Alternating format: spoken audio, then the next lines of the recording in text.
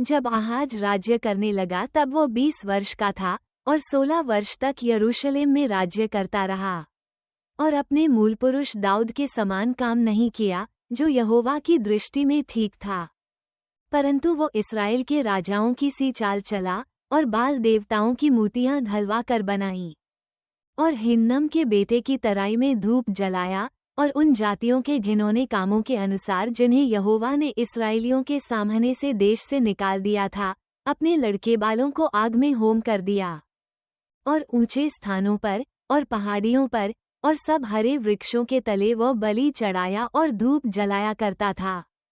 इसलिए उसके परमेश्वर यहोवा ने उसको अरामियों के राजा के हाथ कर दिया और वे उसको जीतकर उसके बहुत से लोगों को बंधुआ बना के दमिश्क को ले गए और वो इस्राएल के राजा के वश में कर दिया गया जिसने उसे बड़ी मार से मारा।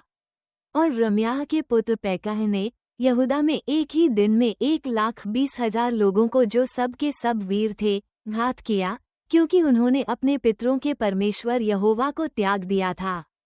और जिक्री नामक एक एप्रैमी वीर ने मासेयाह नामक एक राजपुत्र को और राजभवन के प्रधान अजरीकोम को और एलकाना को जो राजा का मंत्री था मार डाला। और इज़राइली अपने भाइयों में से स्त्रियों, बेटों और बेटियों को मिलाकर 2 लाख लोगों को बंधुआ बना के और उनकी बहुत लूट भी छीन कर शोम्रोन की ओर ले चले।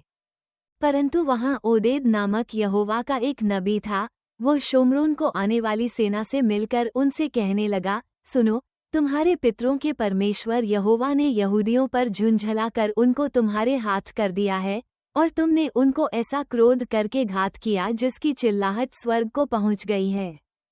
और अब तुमने ठाना है कि यहूदियों और यरूशलेमियों को अपने दास दासी बनाकर दबाए रखो। क्या तुम भी अपने परमेश्वर यहोवा के यहाँ दासी नहीं हो?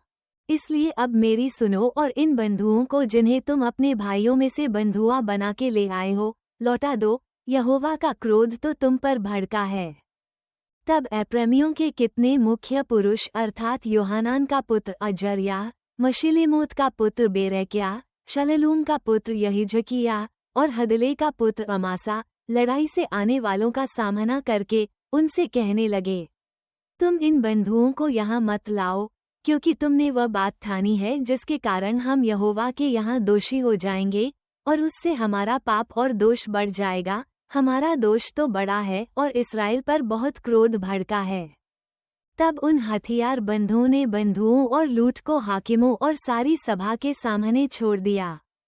तब जिन पुरुषों के नाम ऊपर लिखे हैं उन्होंने उठकर बंधुओं को ले लिया और लूट में से सब नंगे लोगों को कपड़े और जूतियां पहनाई और खाना खिलाया और पानी पिलाया और तेल मला और तब निर्बल लोगों को गदहों पर चढ़ाकर यरीहो को जो खजूर का नगर कहलाता है उनके भाइयों के पास पहुंचा दिया। तब वे शोम्रोन को लौट आए। उस समय राजा आहाज ने अश्शूर के राजाओं के पास दूत भेजकर सहायता मांगी, क्योंकि अदोमियों ने यहूदा में आकर उसको मारा और बंधुओं को ले गए थे। और पलिश्तियों ने नीचे के देश और यहूदा के दक्षिण देश के नगरों पर चढ़ाई करके बेतशेमेश, अयालोन और गदीरोत को और अपने अपने गांवों समेत सोको, तिम्ना और गिमजो को ले लिया और उनमें रहने लगे थे। यूं यहोवा ने इस्राएल के राजा आहाज के कारण यहूदा को दबा दिया, क्योंकि वो निरंकुश होकर चला और यहोवा से बड़ा विश्वासघात किया। तब अश्शूर का राजा तिलगत-पिलनेसर उसके विरुद्ध आया और उसको कष्ट दिया, दृढ़ नहीं किया।